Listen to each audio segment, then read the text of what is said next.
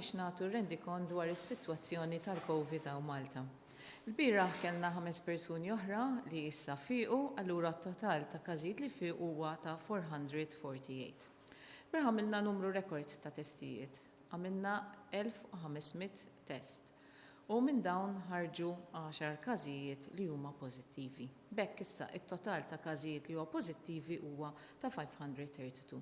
Dan irriżulta minn numru ta' testijiet ta' 47,504.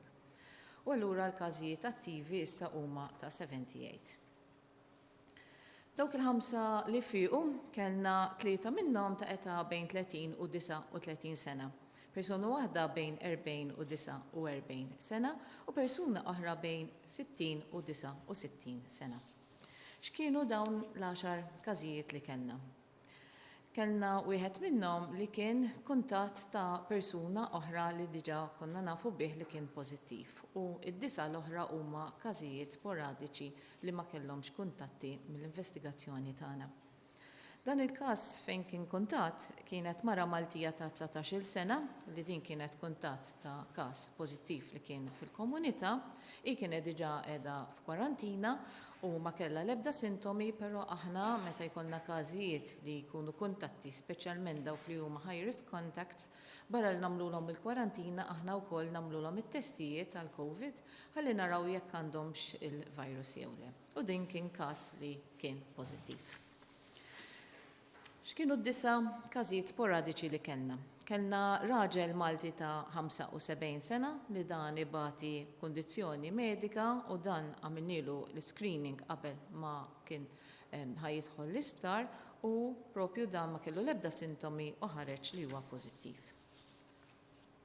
Kellna każ ieħor ta' raġel Malti ta' 73 sena, dan ir-raġel ibati b'kundizzjoni medika u dan l-aħħar ġranet kien qiegħed imurlu l-kundizzjoni tiegħu għall-ar, infatti beda jaqta' nifsu u propju rrefera għall-isptar tagħna il-bieraħ u aħna qabel daħħalnieh għamilnilu propju test bħala proċedura li nagħmlu s-soltu u dan ħareġ li huwa pożittiv, allura dal-pazjent issa qed jinżamm l-Infectious Diseases Unit fejn qed jiġi kurat kemm għall-COVID u anke għall-kundizzjoni medika tiegħu. Kellna raġel Malti ieħor ta' 56 sena li dan fit-12 ta' Mejju kellu griżmeħju ġawħ u ġie għandna biex jagħmel it-test u ħareġ pożittiv. U kien ħadem l-aħħar fil-11 ta' Mejju u allura bħalissa għaddejjin brisk assessment u l-contact tracing fuq il-post tax-xogħol u jaħdem ma' kumpanija u anke tal-familja tiegħu. Għandna mara Maltija ta' 64 sena li fit-12 ta' Mejju kellha tuħ ta' nifs, griżmeja ġewwa u ejja. Din hija mara tad-dar ma kienx qiegħda taħdem u propju ġiet pożittiva u allura aħna qegħdin nagħmlu follow-up ukoll tal-persuna li hemm fid-dar tagħha wkoll. Għandna raġel Malti ta' 66 sena li dan kellu bżonn jidħol l-isptar biex jagħmel operazzjoni l-bieraħ. Bħala rutina wkoll aħna għamilnilu t-test u dan ħareġ li huwa pożittiv. Ma kellu l-ebda sintomi li huma relatati mal-COVID. Mara Maltija ta' 50 sena li ma kellha l-ebda sintomi, però din kienet mara li avviċinatna propju f'dak it-testijiet li aħna qegħdin nagħmlu nofru wkoll lin-nies li m'għandhomx sintomi ħalli hekk aħna naqbdu l-każijiet mill-bidunet. U bħalissa għaddejjem bil-contact tracing tal-post tax-xogħol ta' din il-persuna u anke tal-familja. Għandna raġel Malti ta' 30 sena li fit-8 ta' Mejju kellu uġieħ ta' ras, ejja, uġieħ fil-muskoli u uġieħ fiż-żaq u dal-persuna ħareġ pożittiv fil-vantaġġ li dan jaħdem ma' kumpanija però kien qed jaħdem bit-telework, allura ma kellniex espożizzjoni għan-nies li jaħdmu fuq il-post tax-xogħol u qegħdin nagħmlu contact tracing tal-familja u xi ħbieb tiegħu. Għandna raġel ta' nazzjonalità Taljana ta' 20 sena u dan ukoll ma kellu l-ebda sintomi u badnieh propju f'dak it-testing li qegħdin isir, anke propju dan għamel it-test qabel ma kien ħajibda jaħdem f'post ġdid, allura ma kienx qiegħed tax-xogħol. Mara Maltija tfajla ta' 17-il sena li ma kellha l-ebda sintomi u din ġitana biex tagħmel it-test u propju ħarġet pożittiva u bħalissa għaddejjin bil-contact tracing tal-ħbib tagħha u id-dar tagħha. Bekk, palma qegħdin naraw dawn l-10 każijiet li kellna ġodda, kellna każ minnhom li qabadnieh permezz tal-contact tracing fejn naraw dawk in-nies li jkunu qrib ta' dawk il-persuni, però id-9 l-oħra huma każijiet li ġejjin fil-komunità u bħalma dejjem konna qegħdin ngħidu nafu li għandna l-virus fil-komunità, l-importanti li aħna nżommuh stabbli ħalli bekk aħna nkunu nistgħu nikkontrollaw il-firxa ta' dan il-virus. Però la nafu li hemm il-virus dejjem irridu aħna insegwu l-miżuri u r-rakkomandazzjoni li qegħdin nagħmlu biex hekk aħna dejjem inżommmu il-firxa mill-inqas li nistgħu u dejjem nipproteġu lil xulxin. Infatti, n-numru ta' każijiet li kellna l-isptar issa għandna 3 li qegħdin l-isptar Boffa, għandna 7 li qegħdin is-St. Thomas, 3 li qegħdin fl-Infectious Disease Unit u 3 qegħdin Caring Rec Hospital u m'għandna l-ħadd li qiegħed fl-Intensive Care Unit. Dawk kienu il-każijiet li kellna illum u dejjem nappellaw għal protezzjoni tal-vulnerabbli, nies li għandhom l-età u dawk li għandhom kondizzjonijiet li huma mediċi li importanti aħna kif qegħdin nimxu l-qudiem f'din il-pandemija naraw li s-sitwazzjoni dejjem inżommuha taħt kontroll imma dejjem importanti li nipproteġu lil dawk li huma l-iktar friskju. Welcome everyone to the COVID medical bulletin, whereby the situation is that we have had 5 new recovered cases and the total number of recovered cases is 448. Yesterday we had a record number of the amount of tests that we have performed. It is 1,500 tests, and out of these we had 10 cases which are positive. So the amount of tests we have done totals 47,504, and the total number of positive cases from this is 532, with 78 active cases.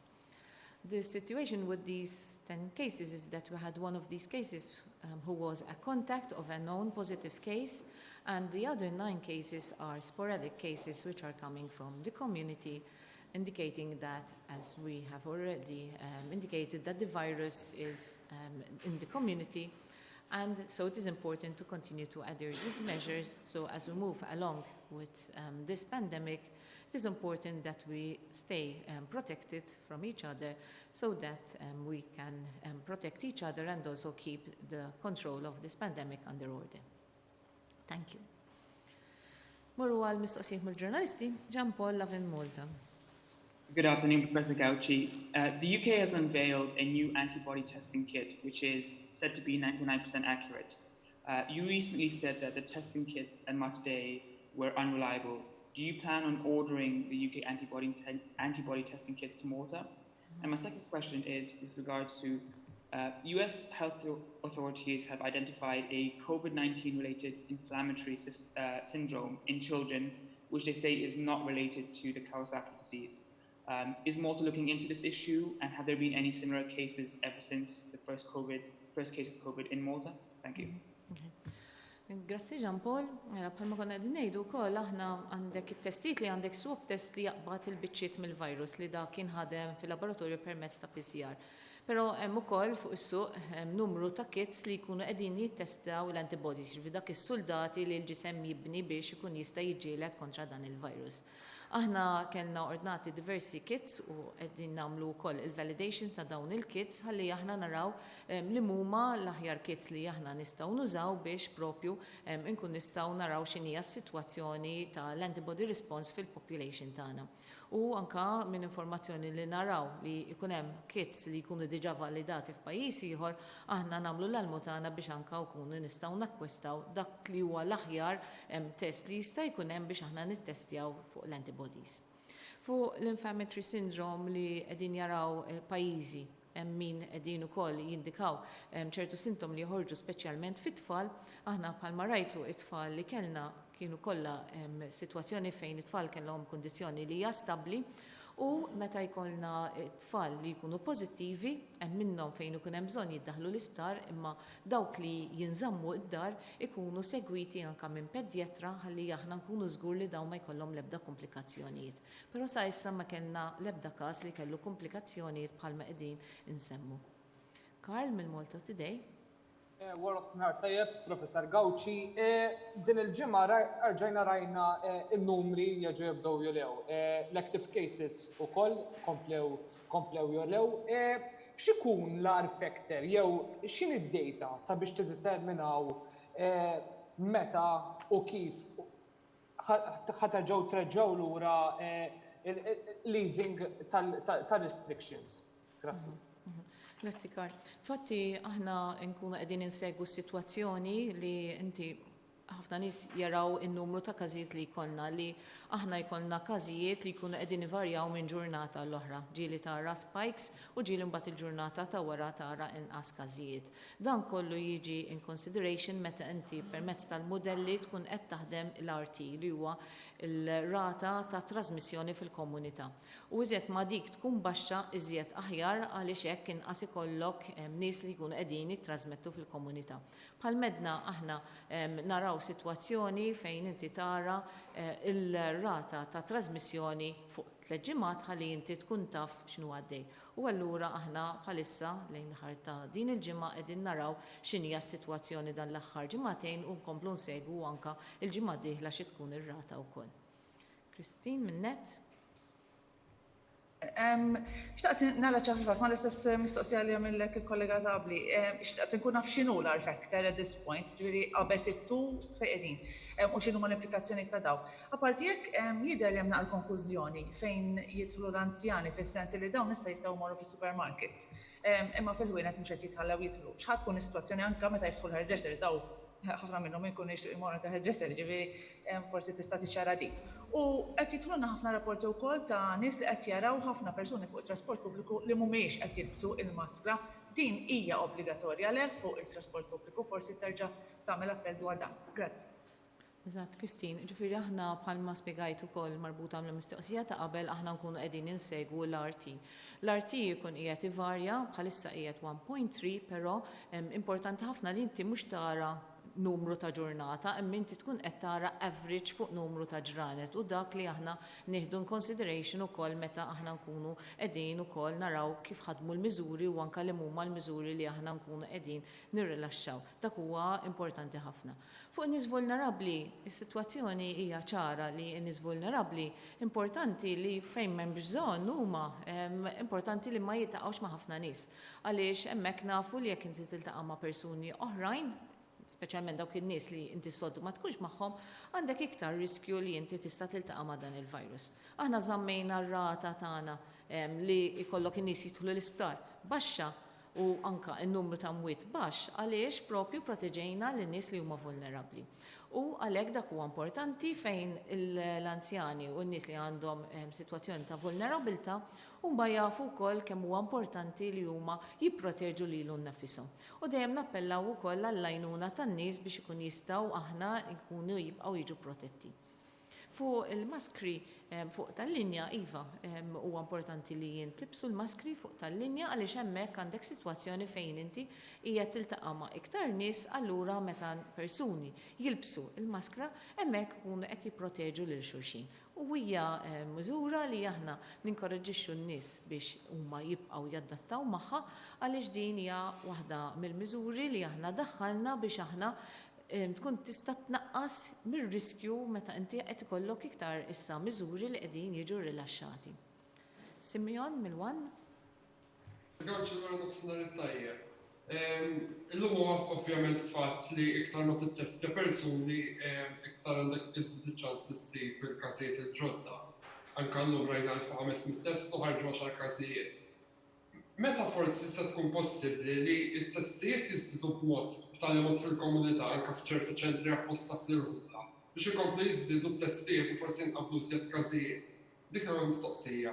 U t-tieni mistoqsija hija jekk intomx tikkonsidraw it-testijiet anke b'mod differenti forsi kien hemm anke rapporti fil-medja barranija li jistgħu jsiru testijiet tas-salajfa li supposedly għandhom accuracy iktar mill-iswab tradizzjonali.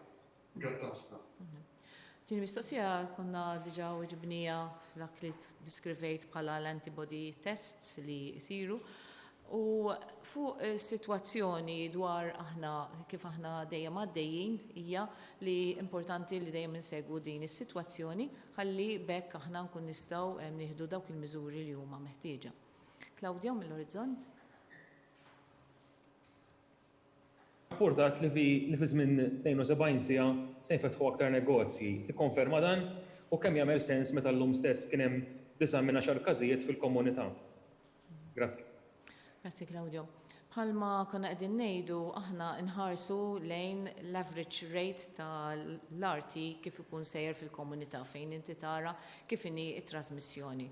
U allura bbażat fuq dak in-numru inti hemmhekk tara x'inhuma iktar miżuri li jistgħu jiġu rilaxxati, però dejjem li inti meta tkun qed tirrilaxxa ċertu miżuri inti dejjem tieħu mezzi ta' mitigazzjoni. Allura hemmhekk dejjem inti tkun qiegħed tnaqqas ir-riskju ta' trasmissjoni. Aħna naraw sitwazzjoni fejn bħalma aħna ftaħna ħwienet ta' retail, tara li hemm differenza minn kif kienu qegħdin joperaw il-ħwienet ta' retail qabel ma propju bdiet is-sitwazzjoni tal-COVID. Dan mhux qed jiġri bissa u Malta imma anke huma l-miżuri li qed jittieħdu f'diversi pajjiżi għax kulħadd konxju li inti għandek dan il-virus li qiegħed fil-komunità, allura aħna rridu iva nkomplu għaddejjin billi inti tibda ikollok aċċess għal ċertu retail outlets, però dejjem biex inti jkollok il-protezzjoni. U inti meta aħna nkun qegħdin nagħmlu dan il-protezzjoni wkoll tibda n-nies turjhom li huma jekk huma ħimxu mal-miżuri kien jistgħu propju jmorru f'dawn ir-retail outlets. Julia mill-Malta Independent. Hi, good afternoon, Professor Gauci. Just looking at the numbers, from week 2nd May to the 8th, we had 21 patients tested positive for COVID-19. And from 9th May to today, we have 43 positive cases. When you compare, so there's it's double the number from last week. Are we currently experiencing a second wave? That's my first question. And my second question is, today there are 5 out of 10 of today's cases are asymptomatic patients. What is the percentage of cases which are asymptomatic? Thank you. Okay. Grazie Giulia. Mela, meta inti nkunu qegħdin evalwaw il-cases bħalma kont qed nagħti randi konti wkoll, għandek sitwazzjoni fejn inti għandek dawk il-każijiet li jkunu ġejjin mill-komunità fejn inti jkun dak li ngħidhom sporadik ġbi m'għandekx kuntatti magħhom. Allura ma tkunx sibt eżatt minn fejn ġie l-kuntatt. Però mbagħad għandek numru ta' każijiet sostanzjali bħalma kont qed nagħti randi konti li kienu propju contacts ta' cases. Allura dawk aħna nkunu sibnihom, allura eżek ma jkollok każ li kellu espożizzjoni għal iktar gruppi ta' nies iktar ħajkollok każijiet li jiġu konfermati. Aħna dan ukoll jiġu maħuda f'konsiderazzjoni meta inti tkun qiegħda propju anke permezz tal-mudell taħdem ukoll l-R-factor ħalli hekk inti tkun taf eżatti x'inhu għaddej fil-komunità. Sosija tajba ħafna hija fuq ir-rata ta' każijiet li huma asymptomatic. Bħalma qegħdin taraw aħna qegħdin naqbdu iktar każijiet li huma bla sintomi għaliex propju qegħdin nagħmlu iktar testijiet fuq propju din il-każijiet. U dan irridu nagħmluh biex aħna il-każijiet li jkunu pożittivi nkun nistgħu nieħdu l-public health control measures ħalli inti tnaqqas il-firxa. Infatti mill-aħħar update li għamilna, ftakru hemm żewġ xenarji tal-asymptomatic. Jekk aħna nieħdu każijiet kollha li kellna li ma kellhom l-ebda sintomi, inkluż dawk il-50 persuni li kienu residenti f'Halfart End Village, hemmhekk ir-rata tkun ta' 23.5%. Però, bħalma spjegajt, f'dawn il-persuni ikun diffiċli minħabba l-komunikazzjoni, allura jekk aħna nassumu li tneħħi dawk il-50 persuna mill-rata li inti taħdem u taħdem biss fuq il-kumplament tal-każijiet, ir-rata tkun ta' 16%. Ġifieri aħna żgur hija li minn dawk il-każijiet li aħna għandna li huma pożittivi, 16% minnhom dawn ma kellhomx sintomi. Din ir-rata tkun qiegħda tvarja wkoll skont is-sitwazzjoni u anke kemm inti iżżid it-testing f'dak il-gruppi ta' nies li m'għandhom l-ebda sintomi. Sefora minn Newsbook? Hello, il-wara tajjeb qed tismani. Iva, Sefora. Waslitna informazzjoni li wara il-każ pożittiv ta' healthcare worker f'sala partikolari f'San Vincenz de Paul saru testijiet fuq l-impjegati kollha, imma mhux fuq l-anzjani. Qed jingħad l-anzjani forsi se jiġu ttestjati fil-jiem li ġejjin. Tikkonferma dan u għaliex l-anzjani ma ġewx ittestjati mill-ewwel. Grazzi. Meta inti tagħmel risk assessment, tajjeb, meta jkollok każ tagħmel risk assessment ħalli tara min huma n-nies li iktar li kellhom espożizzjoni. U hemmhekk inti tkun qiegħed tagħmel dawk li huma priorità ħalli inti tkun tista' tittestjahom. Però wkoll aħna f'ħidma wkoll mal-SVPR importanti li hemmhekk in-nies ikunu ttestjati skont propju risk assessment li qed isir. Jessica, Times of Malta. Hi, good afternoon, Professor Gauci. While we understand and we're aware that the reproduction number fluctuates, what is the highest star factor that has been recorded in the past few days or the last week, and how will this inform lifting the containment measures?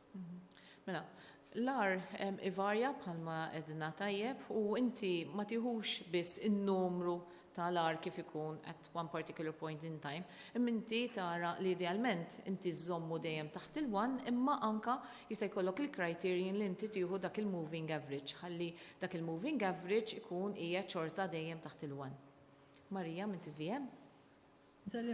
Insellimlek profs.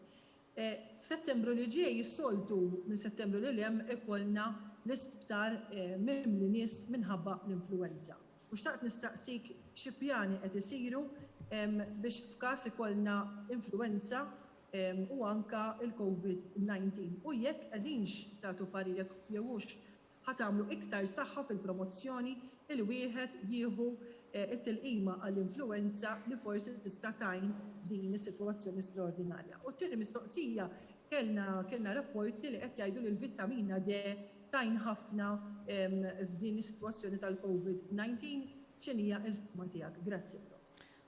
Marja, li semmejt inti dwar l-influenza huwa punt importanti ħafna u aħna bdejna l-ħidma tagħna għaliex nafu li aħna jkollna ċirkustanza fejn inti propju minn Ottubru jibda wkoll jiċċirkula il-virus tal-influenza. U ġeneralment aħna naraw l-istaġun fejn inti jibda jiżdied minn Ottubru jilħaq il-pik ta' ċirkulazzjoni tiegħu propju f'Jannar, ieħor f'nofs jew l-aħħar ta' Jannar, u mbagħad jerġa' jibda jonqos lejn Mejju. Din hija sitwazzjoni li aħna ħniġu affaċċjati u allura għandna ċirkustanza fejn ħajkollna kemm il-virus tal-COVID u kif ukoll il-virus tal-influenza. Allura aħna rridu nkunu preparati għat-tnejn li huma. U propju għalhekk aħna wkoll qegħdin naħdmu pjanta strateġija bħalma rajtu wkoll li aħna jkollna biżejjed sodot available li jkun jistgħu jilaħqu kemm mal-probabilità li jkollna il-COVID cases li jista' jkollhom bżonn l-sodot ukoll. Imma anka għaliex nafu li inti jkollok ukoll il-każijiet ta' l-influenza, speċjalment fin-nies li huma vulnerabbli. Bħal meta tajjeb inti għandna il-vaccin għall-influenza, allura din il-vaccin tista' tipproteġi ħafna minn din il-firxa tal-influenza u allura aħna qegħdin insaħħu wkoll il-preparamenti tagħna biex ikollna kampanja tajba ħafna wkoll u aċċessibilità wkoll għat-tilqima tal-influenza bħalma tafu aħna dejjem ikollna numru ta' vaccines available li jkunu b'xejn għal nies li huma vulnerabbli li huma anzjani għall essential workers u anke gruppi ta' nies ħalli bekk aħna nkun nistgħu nipproteġu. Importanti ħafna wkoll li għandna vantaġġ issa għaliex tallimna ħafna permezz tal-COVID. Allura n-nies talmu ħafna wkoll permezz tal-COVID fuq il-mezzi ta' prevenzjoni, il-mezzi ta' prevenzjoni tal-ħasil tal-idejn li inti wkoll tuża etikett meta inti tagħtas jew tisol u anke kemm huwa importanti li min ikun ma jiflaħx li ma jkunx qrib ta' ħaddieħor. Allura dawn huma kollha miżuri ta' prevenzjoni li jgħoddu kemm għall-COVID kif ukoll għall-influenza. Allura bil-mod il-mod aħna la eventwalment nersqu lejn din is-sitwazzjoni aħna wkoll inkunu preparati għal dak li ħajkun hemm bżonn. Fuq il-vitamin D ukoll hemm riċerka għaddejja li turi li jista' jkun il-każ li jkun hemm xi korrelazzjoni bejn vitamin D deficiency u li inti ikollok il-COVID. Din hija riċerka li hija għaddejja u allura wkoll aħna qegħdin naraw x'inhija qed tgħid din ir-riċerka u jalla r-riċerka dejjem titfa' iktar dawl fuq dan il-virus. Minna wasalna fit-tmiem tal-mistoqsijiet tal-ġurnalisti. Nixtieq nirringrazzja lil kulħadd li segwa dan il-Medical Bulletin biex hekk nibqgħu informati dwar is-sitwazzjoni dwar il-COVID għaw Malta u anke li dejjem nitalmu mill-każijiet li jkollna ħalli bekk aħna jekk ikun hemm nies li għandhom xi sintomi li huma simili ta' dawn kellmuna ħalli aħna nagħmlulkom it-test u proprju nieħdu ħsiebkom. Nirringrazzjakom u l-ġurnata tajba lil kulħadd.